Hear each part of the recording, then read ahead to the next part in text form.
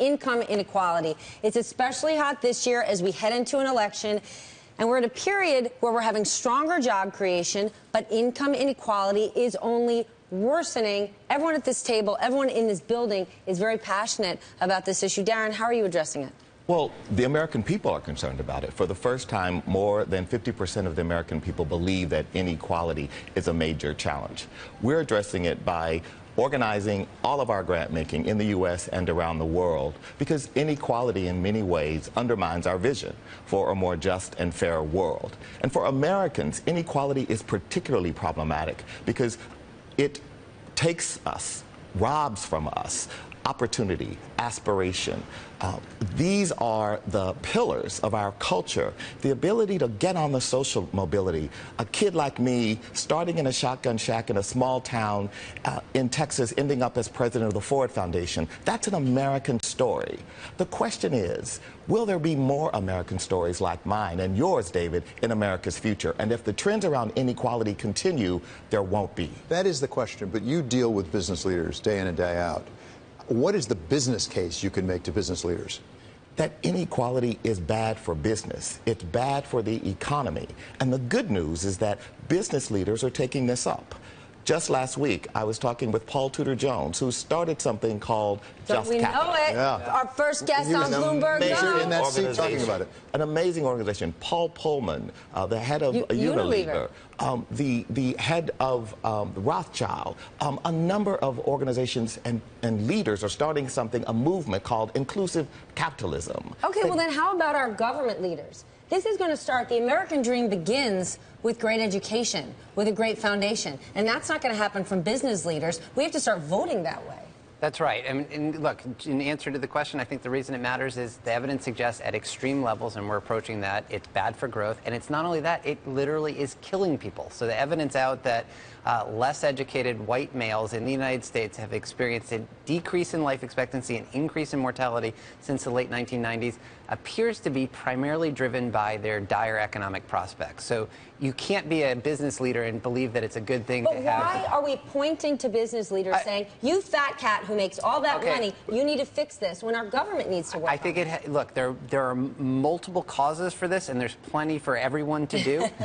It is also the case, though, that we should, just coming back to business for a second, a surprising share of the rise in inequality looks like it has to do with what firm you work at, as opposed to just how educated you are or how hard you work, which is the traditional story.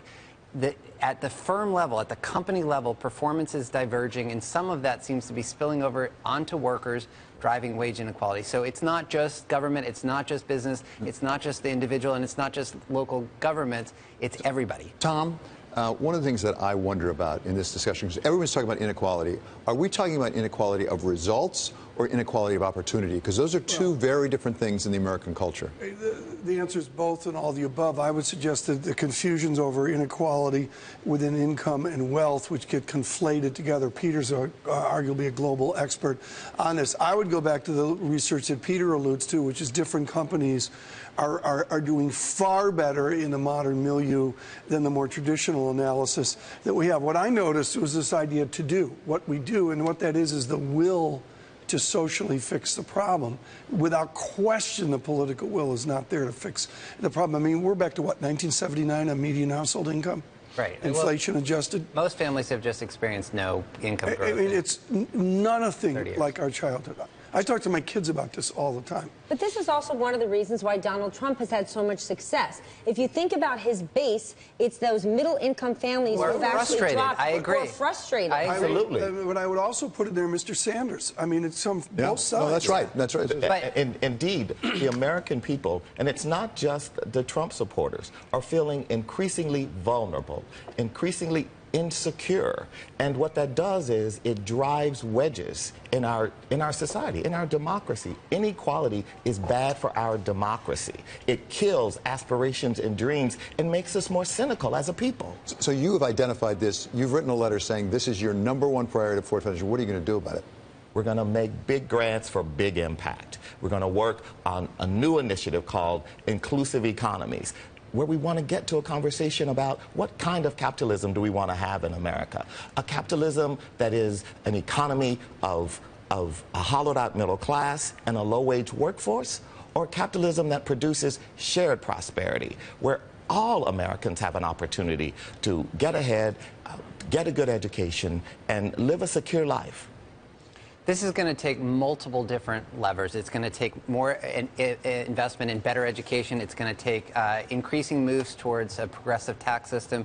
It's going to require aggressive competition policy if some of those returns at the company level are the result of moats around the companies. It's going to require a whole list of things. It's not just one silver bullet. I know I'm going to get in trouble because we have no more time left, but I have to. Then as you looked at quantitative easing, did quantitative easing help or worsen this income inequality divide, because those asset holders got richer and richer in the last few years? But this is a pre-existing trend that's been going on for 30 years.